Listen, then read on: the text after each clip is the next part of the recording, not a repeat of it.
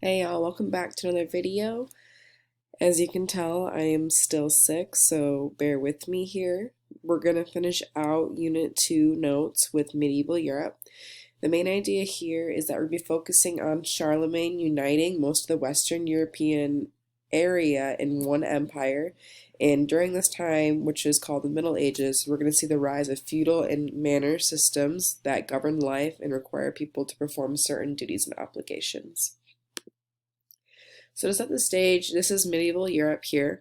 This is the time period after the Roman Empire collapsed. And what we see is a rise of Christianity because people were struggling at this time. And so they were able to put their faith in Christianity to make themselves feel better.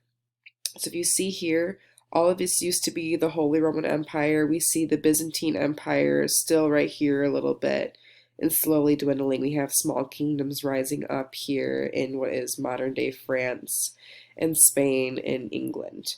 But other than that, mostly people are hanging out in small towns or in not large civilizations anymore. And so this all changes with the rise of Charlemagne. He was a person who united Western Europe, and he became emperor of the Holy Roman Empire. So no, it's no longer the Roman Empire, it is the Holy Roman Empire. The one word difference, holy, is because he helped bring about the power of the Pope and gained support from the Catholic Church, so they added the holy onto the front. And so his achievements is he ordered churches to start schools to work on educating the public, but please note that education was through the church, so obviously not all unbiased. He unified the empire under Catholicism. So again, that sector that split, the second part of the schism in the West, that took power here. And he developed a legal code that included Christian laws. So if you weren't Christian, tough luck.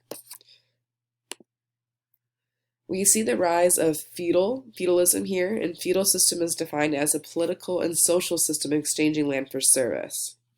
And so here on the right, you'll see what is kind of a pyramid shape if you were to draw lines connecting all of this. At the top, we have the king. And then right below, we see nobles. You see that the king can give down land down to the nobles, and the nobles give money and knights up to the king. So this is the top dog. This is the second in charge, in other words. Below nobles, we have knights, otherwise known as vassals. The nobles give vassals land, otherwise known as fiefs. Please make sure to write down the word fiefs. That's very important to know. And in return, knights/vassals give protection and military service because, again, during this time, it wasn't as unified, so there's a lot of small skirmishes.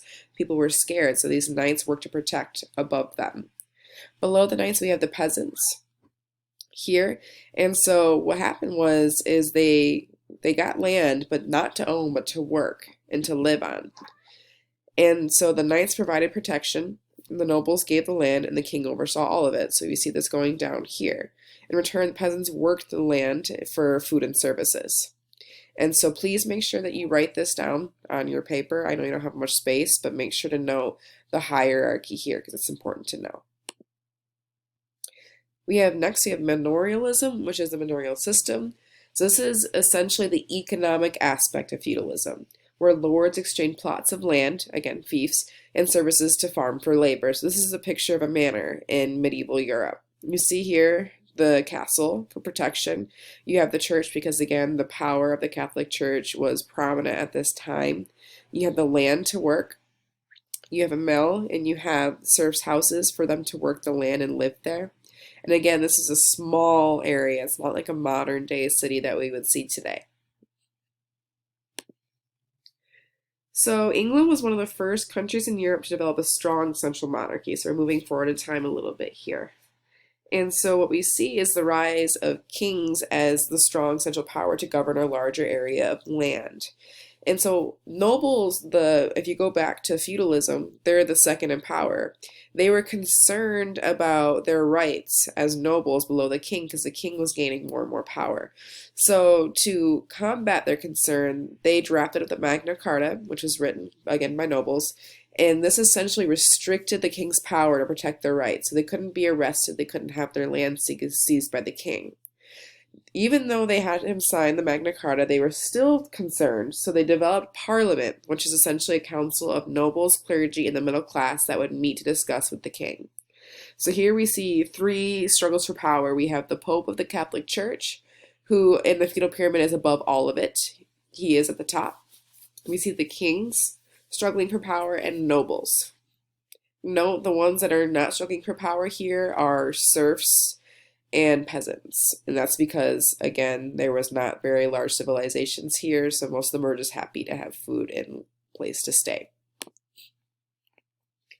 So what we see happen during this time is the Crusades. So I put the map back up here to show you, and I'll get to that in a sec. So the Crusades were essentially a series of religious wars launched by Christians to regain the Holy Land from Muslim control.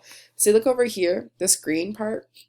Here we have Palestine, and we have other Middle Eastern places that we would call Middle Eastern today that contain holy sites of Christianity. It was under Muslim control. So what we see is Christians are attempting to free, if you could see me, I'm putting that in quotes, the land from Muslim control so they can give it back to Christians. The Crusades failed miserably. So we see another struggle against Muslim power called the Reconquista, where Christians attempted to remove Muslim influence from Spain. So here we have the Muslim Caliphate right here, and the Christian Kingdom of Spain. So they're all trying to get rid of the Islamic control here. So the only real effect of the Crusades and these religious wars that we see is actually they increase trade between Muslims and Christians. So we see different things being culturally diffused between these civilizations. We see them beginning to understand one another and developing competency about one another. And we also see something else that's interesting, rise of anti-Semitism, so finding a common enemy here. And we see this anti-Semitism carry out through today. We'll talk about that in later units. During this time, we also see the growth of trade in towns. And so trade grew through the use of coin currency, so it made it easier to trade kind of like paper money in China. We see the development of credit. Think of it like credit cards, so not having the money right then, but having to owe it later. And we see the creation of banks, so that's where we see the rise of credit come from. And this led to larger cities because people were trading more. And so here with towns, very similar along the same lines, we see essentially farming technology being developed that reduced the demand for labor. And so people moved to cities to find work. And so as they got there, they created guilds. And these are mostly filled with craftsmen to make sure that they could restrict competition, have job security, and set standards for pricing and products. And so right here on the right, this is actually a picture of my trip last semester to Poland. This is a medieval part of Warsaw, which is the capital of Poland. So you can see here, this would have been like a medieval town where they would have had trade and commerce occur here. Culture of the Middle Ages. So what we see here is a few different things. Buildings, predominantly churches. So again, Christianity, specifically Catholic, was huge here. So we see a lot of grand churches being built. And they were built in Gothic style. So you see right here, this is actually a church that still stands today in Prague. And you can see the pointed towers, the flying buttresses. You can't actually see it very well in this picture. And essentially the grand architecture of the time.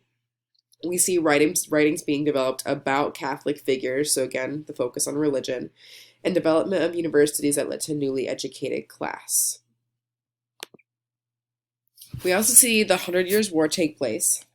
And so what we see is after the French king's death, the English King Edward and the French were fighting about who was heir to the throne. The English wanted to expand out into France. French wanted their own identity. And so this begins the aptly named 100 Years' War that lasted, you guessed it, 100 years.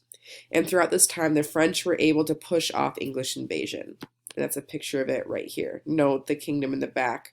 This would be a manor back here.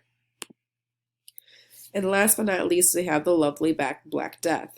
So the Black Death is considered to be one of the most devastating plagues of history that swept across Europe and Asia in the 12th century due to increased trade. So that trade that was increased led to this right here.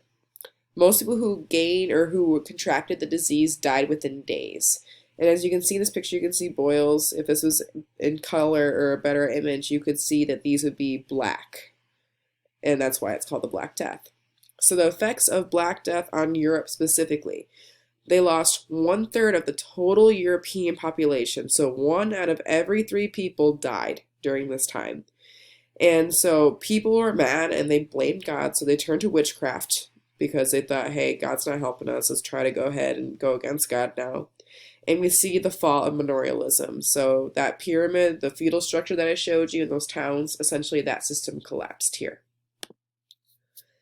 As always, feel free to go back through and fill in any notes that you missed. If you have any questions, let me know. Thank you.